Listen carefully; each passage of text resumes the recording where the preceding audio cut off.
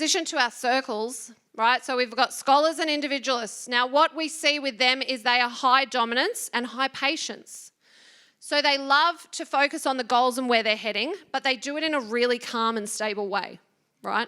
So with our scholars, in particular, they really want to focus on their goals, where they're heading, very analytical, love to think things through, a little bit more reserved, calm, patient, stable, delivering high quality results, focusing on accuracy. How can we do this better?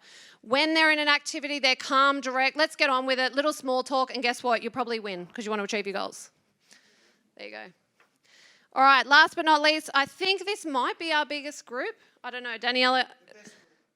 Oh. There's always one. All right, so individualist, you can see their zigzaggy pattern, yeah? So high dominance, they love to achieve their goals, where are they heading, all about the big picture. So with individualists, we need to focus on the big picture. Where are we heading? How can we achieve our goals, right? How can we be quite flexible and tolerant? You're still calm and stable, and really focus on the task at hand, right? So that small talk stuff, you'll do a little bit of it, but just a little bit, not a lot. And you'll get straight down to the task at hand. You'll want to know where are we heading and why are we going there and how can we get there.